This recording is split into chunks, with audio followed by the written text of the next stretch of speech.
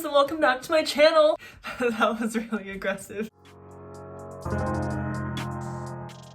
Today I'm going to be talking about two things. Firstly, I'm going to be clarifying some misconceptions from my Asian subliminals video, and second of all, I'm going to be talking about real person fanfiction. Today's video is going to be about real person fanfiction, or fanfictions that are about real people. I'll be talking about what that is, why some people find it problematic, and what it means in the grand scheme of the internet.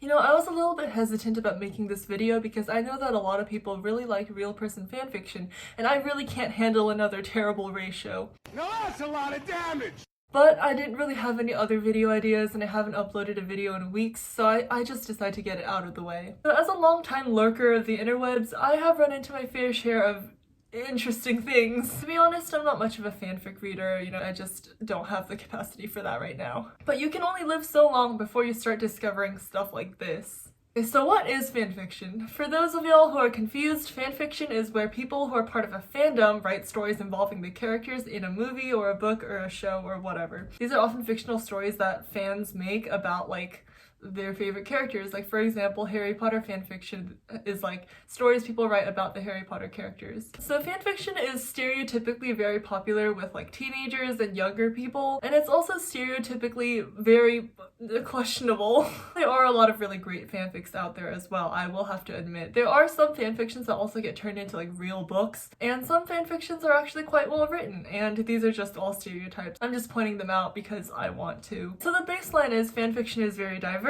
There are multiple types of fanfics, such as AUs, which is like alternate universe, and then there's next gens, and worst of all, shipping. I'll be talking a little bit more about shipping later on in the video as well. So now you'll probably notice that many of these fanfictions are about fictional characters. Book characters, movie characters, show characters, etc. And all of that is fine and great. Let people have their fun, you know? A Voldemort x Harry Potter fanfic never hurt anybody. Well, actually, it never killed anybody, should I say. Generally, these fanfictions involving fictional characters are fine because they're all fictional in the first place. However, there is one specific type of fanfiction that is very controversial. Real person fanfiction is fanfiction involving real people, whether that's celebrities, musicians, influencers, or other, like, actual humans. And their fans basically make up these fictional stories about these real people. So the One Direction fandom is notorious for writing these fanfictions involving the One Direction members, which are obviously real people. So according to an article by The Medium about real person fanfic, that all changed in 2012 with the advent of Larry Stylinson, a trend in which writers began romantically pairing One Direction band members Harry Styles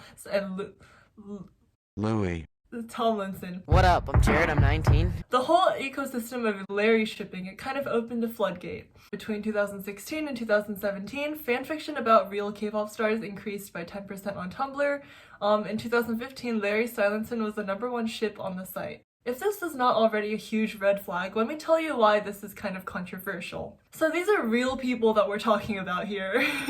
Fans are making up stories about people that actually exist. From the way I see it, I think these real person fanfics are a way that writers project their fantasies onto these real people. They make up situations about these real people. They try to make sometimes absurd claims about real people. Shipping is also a big issue. Shipping is basically when fans imagine a relationship between two people. It is often, but not always, romantic. A very popular ship would be, I don't know, like Harry Potter and like Hermione. Wait, no. Now, with fictional characters, that's fine because they're not real. However, when fans ship real people, it can be very disturbing and awkward for those people. Like, imagine you're in a band with somebody and a bunch of fans are theorizing that you're secretly dating them. Like, wouldn't it feel awkward to be around that person? I feel like if you were constantly being shipped with your friend, that would make, like, your relationship really awkward. Like, you might not really want to hang out with them in public anymore for fear that people might force their shipping agenda on you. It would just be very awkward if you were like just friends with somebody and all these fans are like, oh my god, they're dating! Like, oh, what? And also, not child-friendly fanfics involving real people are also quite problematic. If you don't know what that is, it's basically fanfiction that's not child-friendly, to say the least. And writing these about real people like sexualizes them, and it's also very weird, especially if these fanfics are about minors. Hell no! Like, imagine that you're a famous person and someone's writing these inappropriate fanfics about you. Like, would that not freak you out?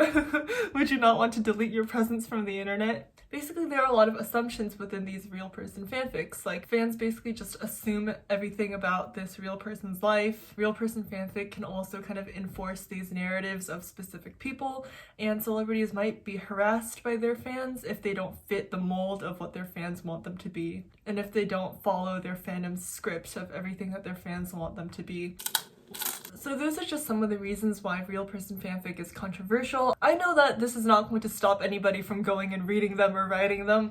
I'm just saying this because I found an article about it on the internet and thought it was interesting. As for my opinion on the issue, I think the very extreme real person fanfics are not okay, but I think the more like innocent ones, the simple ones, I think those are fine. Like I think if you're gonna write a fanfic about your favorite celebrities going to the park and petting some dogs, that's all fun and jolly, but if you're gonna write one about them, like, that's not okay. Okay, so what does this mean in the grand scheme of the internet?